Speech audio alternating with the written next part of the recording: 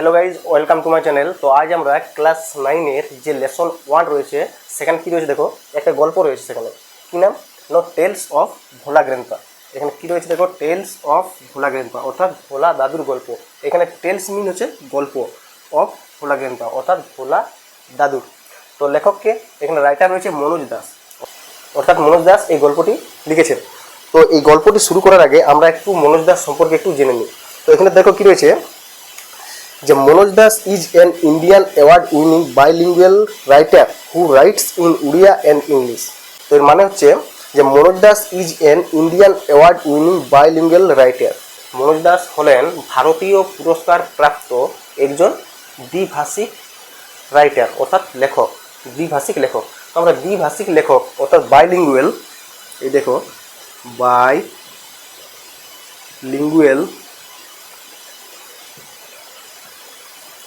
Bilingual কথাটির অর্থ হচ্ছে কি? দ্বিভাষিক, অর্থাৎ যারা দুটি ভাষাতে গল্প লিখেন তাদেরকে দ্বিভাষিক বলা হয়। তো এর অর্থ হচ্ছে দ্বিভাষিক। কি বললাম যে তিনি শুধুমাত্র উড়িয়া এবং ইংলিশ ল্যাঙ্গুয়েজে গল্প, উপন্যাস, পোয়েম সব কিছু কিন্তু এই দুটি ল্যাঙ্গুয়েজে তিনি লিখতেন। নেক্সট কী রয়েছে দেখো যে he has written many novels, short stories, poems, travelogues and articles and history and culture. তো এর মানে কি বলছে যে ইতিহাস এবং কালচারের দিক থেকে অর্থাৎ ইতিহাস এবং সংস্কৃতির দিক দিয়ে তিনি কত কিছু লিখেছেন দেবো। তো কী বলেছে দেখে যে নোবেলস অর্থাৎ তিনি অনেক নোবেলও লিখেছিলেন বা উপন্যাস। Novel means novel, NOVEL, novel mean উপন্যাস, অর্থাৎ তিনি উপন্যাসও অনেক লিখেছিলেন। নেক্সট কী বলেছে শর্ট স্টোরিজ। এটা তোমরা সবাই জানো যে শর্ট স্টোরিজ মানে ছোটো ছোটো গল্প। নেক্সট কী বলেছে দেখো পোয়েমস, কবিতা, আর ট্রাভেলিগুজ অর্থাৎ ভ্রমণ বিষয়ে, এবং তিনি অনেকগুলো আর্টিকেলসও লিখেছিলেন।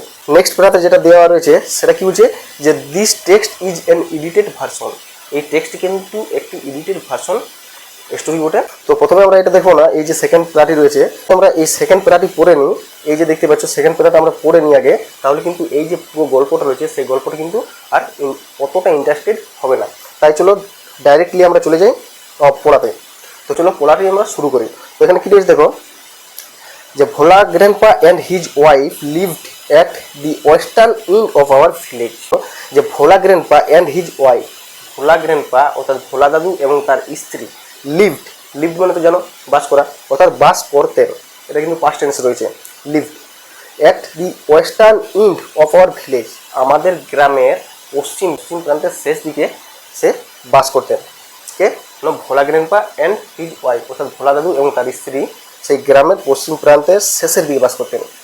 নেক্সট লাইন কি বুঝতে দেখো a large bakul tree overshadowed their heart. এখানে একটা কিন্তু নতুন ওয়ার্ড পেলাম আমরা, overshadowed, over OVER, over শেডোড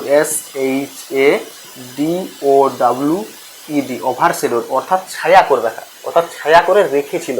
পাঁচটা রয়েছে দেখো, ইডি যোগ আছে।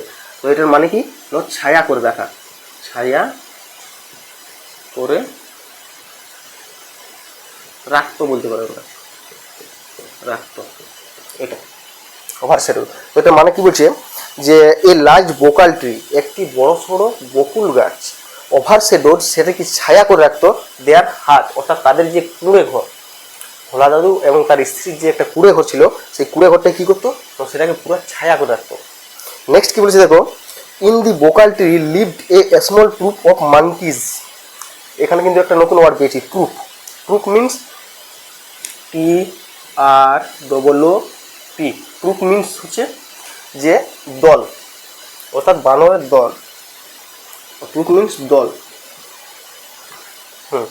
তো কি বলেছে দেখো ইন দি বোকাল ট্রি, ওই বকুল গাছে লিভড বাস করতেন এ স্মল ট্রুপ অফ মাংকিস, একদল ছোট ছোট বানর। অর্থাৎ ওই বকুল গাছে যে গাছটি ভোলা দাদু এবং তার স্ত্রী যে কুড়ে ঘরটা ছিল সেটাকে ছায়া করে রাখতো, সেই ছায়া করা গাছটিতে কী হতো একদল ছোট ছোট বানর সেখানে বাস করতো। নেক্সট কি বলছে দেখো যে Bhola grandpa and his wife did not mind ইট।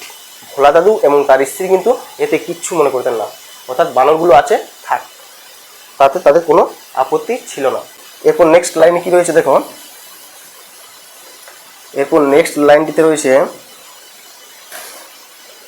কি বলছে যে one moonlit night we were returning from a festival, এক জ্যোৎস্নাচ্ছন্ন রাত্রিতে, অর্থাৎ মুনলিট, অর্থাৎ মুনলিট জ্যোৎস্নাচ্ছন্ন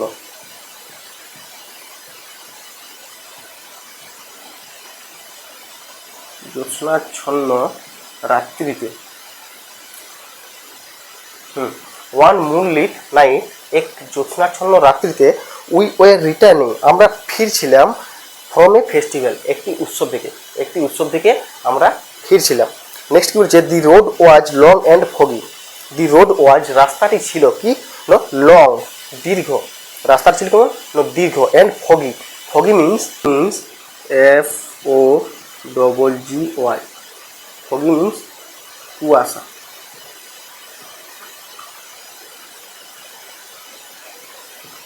অর্থাৎ কি বলছে, যে রাস্তার কেমন ছিল, রাস্তা ছিল দীর্ঘ এবং কুয়াশাচ্ছন্ন, অর্থাৎ কুয়াশায় ভরা ছিল। নেক্সট লাইন কি বলছে দেখো, I was riding on the village চৌকিদার শোল্ডার্স, আই ওয়াজ রাইডিং, আমি চড়েছিলাম, এখানে আমি বলতে কাকে বোঝানো হয়েছে, লেখককে। I was riding on the village চৌকিদার শোল্ডার, আমি চড়েছিলাম, রাইডিং অন মানে চড়া, রাইডিং,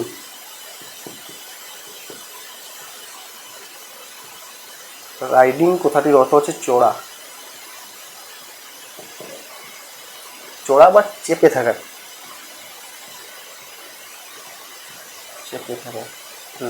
বুঝছে যে I was riding on the village চৌকিদার শোল্ডার্স, অর্থাৎ গ্রামের যে চৌকিদার, আমি চড়েছিলাম আমাদের গ্রামের চৌকিদারের কাঁধের উপর, অর্থাৎ কাঁধের উপর বসে সে মেলাতে যাচ্ছিল বা ফিরছিল, এখানে বলছে।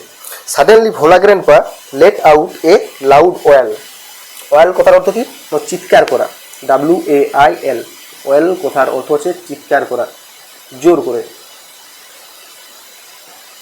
চিৎকার করা।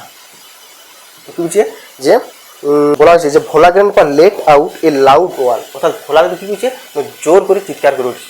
চলো দেখি কেন চিৎকার করে উঠলো। Everyone in our party was surprised, everyone in our party was surprised, surprise কথার অর্থ হচ্ছে যে অবাক হয়ে যাওয়া, সারপ্রাইজড। তো এখানে বলা হয়েছে সারপ্রাইজ, SURPRISED, সারপ্রাইজ কথার অর্থ হচ্ছে কি, অবাক হয়ে যাও, অবাক, অবাক হলো বলবো, কারণ কি ইডি যোগ আছে, অবাক হলো। তো কি বলছে দেখো, এভরিওয়ান প্রত্যেকেই, অর্থাৎ যতজন পার্টিতে গিয়েছিল সবাই, কি বলছে, এভরিওয়ান ইন আওয়ার পার্টি, আমাদের যে পার্টিতে যতজন গিয়েছিল, ওয়াজ সারপ্রাইজ, তারা সবাই সারপ্রাইজ, অবাক হয়ে গেছিল। কেন, কারণ যে হঠাৎ করে সে চিৎকার করে উঠলো, এটা শুনে তো পার্টির সকলে কিন্তু অবাক হয়ে গেল। নেক্সট কি বলেছে দেখো, উই হেল্টেড, আমরা হতভম্ব হয়ে গেলাম, হতভম্ব, হেল্টেড মিন্স হতভম্ব, মিন্স HALTED, হেল্টেড মানে হতভম্ব।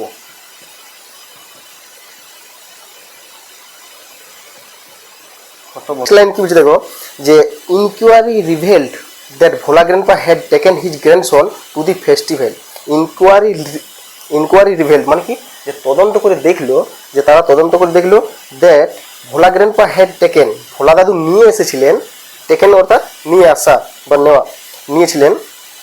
তো কি বলছে, ভোলা গ্র্যান্ডপা হ্যাড টেকেন, ভোলা দাদু নিয়ে এসেছিলেন কাকে, হিজ গ্র্যান্ডসন, তার নাতিকে, টু দি ফেস্টিভ্যাল, অর্থাৎ grandson means grandson, GRANDSON, grandson কথার অর্থ হচ্ছে নাতি, নাতি। তো কি বলছে, যে ভোলা দাদু তার নাতিকে নিয়ে সে মেলায় কিন্তু এসেছিল। এরপর কি হচ্ছে দেখো, he had tightly held on to the two fingers of the boy, he had tightly, তিনি শক্ত করে ধরেছিলেন, কি, to the two fingers of the boy, সে তার নাতির কি হয়েছিল, দুটো আঙুলকে কিন্তু শক্ত করে ধরেছিল, সে কিন্তু শক্ত করে তার নাতির দুটো আঙুল ধরেছিল। কারণ কি, তার নাতি ছিল বাচ্চা, বাই চান্স মেলা হারিয়েও যেতে পারে, তো সেই ভয়ে কি হয়েছে, ভোলা দাদু তার নাতিকে শক্ত করে ধরে নিয়েছে। নেক্সট কি হচ্ছে দেখো, এরপরে বলেছে, হি ডিড নট রিয়েলাইজ, তিনি উপলব্ধি করতে পারল না, he did not realize when those finger slipped out, কথার অর্থ পিছলে যাওয়া, হোয়েন কোন সময় যে ছেলেটির দুটো আঙুল পিছলে গেছে সেটা কিন্তু ভোলা দাদু কিন্তু বুঝতে পারেনি। নেক্সট কি বলছে দেখো, যে Bhola grandpa was continuing as before. কিন্তু এখানে কি বলছে যে Bhola grandpa was continuing as before, অর্থাৎ ভোলা দাদু আগের মতোই কিন্তু হেঁটে হেঁটে যাচ্ছে। এখানে ভোলা দাদু কি মনে করছে যে তার নাতি তার সঙ্গে আছে, কিন্তু বুঝতে পারেন যে কখন তার আঙুল দুটি পিছলে গেছে। নেক্সট কি বলছে দেখো,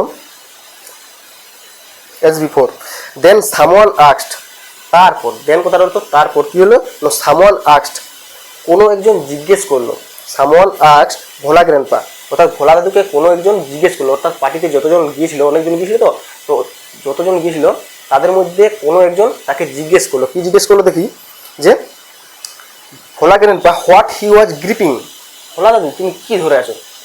মুষ্টি করে সে যাচ্ছে আগের মতো, সে বুঝতে পারেনি কখন তার নাতির যে আঙুল দুটি ছিল সেটা স্লিপ করেছে, সে কিন্তু এমনিভাবে সে আগের মতো হেঁটে হেঁটে যাচ্ছে। তো কী বলছে দেখো, যে হোয়াট হি ওয়াজ গ্রিপিং, তুমি কি ধরে আছো। হি remembered his grandson and let out a loud wall, he remembered তিনি মনে করলেন, এবং হিজ গ্র্যান্ডসন যখনই তার নাতিকে তার মনে পড়লো, and let out a loud wail, অর্থাৎ সে জোর করে কিন্তু চিৎকার করে দিল। অর্থাৎ চিৎকার করে কারণ কী ছিল না, সে ভাবলো যে তার নাতি তার সঙ্গে যাচ্ছে, যখনই বুঝতে পারলো যে তার নাতি আর তার সঙ্গে নেই সেই সময় সে জোর করে চিৎকার করে উঠেছে। নেক্সট লাইনে বলা হয়েছে যে my father choose to sharp eyed man from our party to go back with Bhola grandpa two the festival. অর্থাৎ কী বলছে দেখো, এটা একটু ভেঙে ভেঙে বলি, যে মাই ফাদার আমার বাবা, চুজ মানে বেছে নেওয়া, CHOSE, CHOSE, চুজ মানে হচ্ছে বেছে নেওয়া, বেছে নেওয়া। নেক্সট লাইনে যে মাই ফাদার চুজ আমার বাবা বেছে নিলেন two sharp eyed man from our party, ওই উৎসব থেকে দুজন তীক্ষ্ণ দৃষ্টিসম্পন্ন অর্থাৎ শকুনের মতো যাদের দৃষ্টিশক্তি তাদেরকে কিন্তু বেছে নিলেন, অর্থাৎ দুজনকে, বুঝছে, অর্থাৎ শকুনের মতো যাদের দৃষ্টিশক্তি সেই দুজন ব্যক্তিকে কিন্তু সে বেছে নিলেন। কে ন, আমার বাবা, অর্থাৎ মনোজ দাসের কথা বলা হচ্ছে। টু গো ব্যাক কি ন, ফিরে যাওয়ার জন্য, কোথায় ন, with Bhola grandpa two the festival, অর্থাৎ ওই উৎসবে ফিরে যাওয়ার জন্য দুজন তীক্ষ্ণ দৃষ্টিসম্পন্ন মানুষকে তিনি বেছে নিলেন। নেক্সট বুঝে দেখো, যে the grandson was found before long, তাকে কিন্তু খুব দেরি নেই, অর্থাৎ খুব তাড়াতাড়ি খুঁজে পাওয়া গেল, অর্থাৎ তাকে খুঁজতে কিন্তু তাদের বেশি সময় লাগলো না। কারণ তার কী বুঝল, যে শকুনের মতো যারা দেখতে পায় সেই রকম দুজন তীক্ষ্ণ দৃষ্টিসম্পন্ন মানুষকে কিন্তু সে বেছে নিয়েছিল। এই কারণে কি বুঝছে, যে the grandson was found before long, তাকে খুঁজতে আর অতটা দেরি হলো না। নেক্সট কি বুঝছে দেখো, he had taken a cosy shelter, সে কিন্তু একটা আরামদায়ক আশ্রয়স্থলে ছিল। শেল্টার অর্থাৎ আশ্রয়স্থল, SHELTER, শেল্টার মানে আশ্রয়স্থল, আশ্রয়স্থল। আরেকটা ওয়ার্ড রয়েছে এখানে কি, কোজি, COSY, এখানে লিখে দিই কোজি, COSY, কোজি মিন্স আরামদায়ক, আরামদায়ক, অর্থাৎ একটি আরামদায়ক স্থানে তার নাতিটি কিন্তু ছিল। কোথায় নো, আন্ডার এ কাউজ বেলি, অর্থাৎ গরুর পেটের নিচে সে একটা আরামদায়ক স্থানে সে ছিল, অর্থাৎ তার নাতিটি বসেছিল। এখানে দেখো ছবিটি দেওয়া আছে, দেখো এখানে তোমরা দেখতে পাবে, এই দেখো বাচ্চাটি কত সুন্দর একটা গরু নিচে সে বসে আছে কিন্তু।